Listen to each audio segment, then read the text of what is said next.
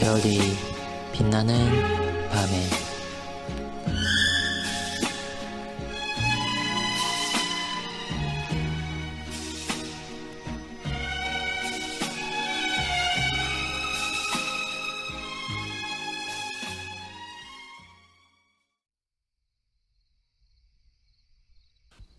팔신문은 173일차를 참고해 주시기 바랍니다.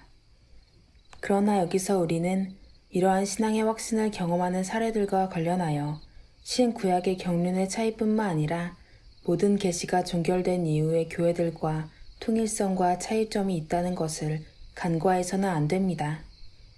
그것이 교리문답에서 비범한 계시 없이도 확신할 수 있다는 말 속에서 구별될 수 있습니다.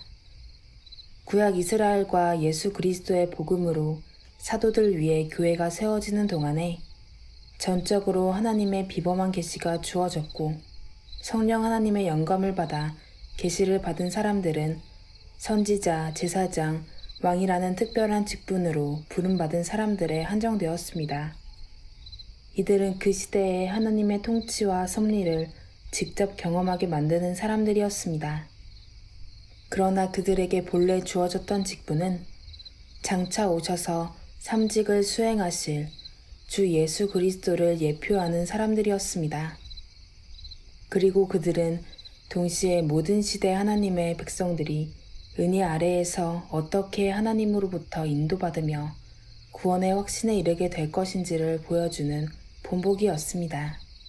때때로 그들이 지상적인 것에서 복과 확신을 얻었다고 해도 그것은 영원한 복을 상징하기 위한 것이었습니다. 그리고 예수 그리스도께서 오시고 십자가의 구속을 이루시고 그의 제자들이 성령 하나님을 받아 복음을 증거하며 교회를 세울 때도 같은 비범한 계시와 역사가 있었습니다. 왜냐하면 그때는 그러한 은혜의 역사가 아니고서는 진리 위에 교회가 세워지기 어려운 시대였기 때문입니다. 그러나 이 모든 역사가 마친 후에는 비범한 수단들은 완전히 중지되었고 평범한 수단들로 대체되었습니다.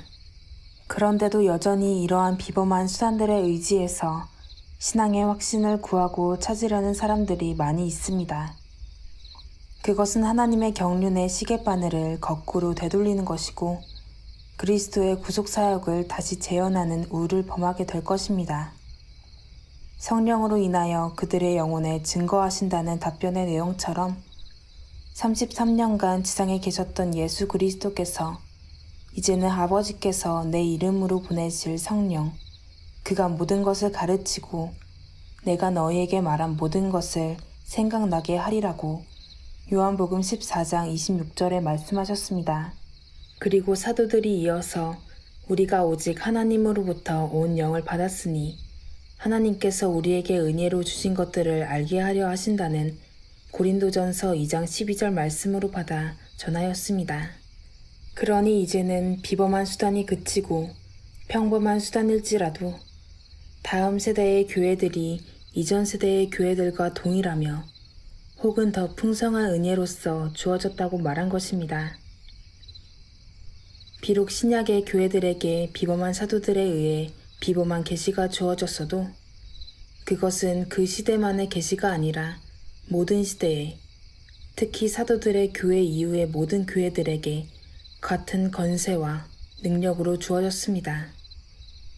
사도들도 성령 하나님이 오시기 전까지 복음의 목적을 알지 못했고 경험하지 못했습니다.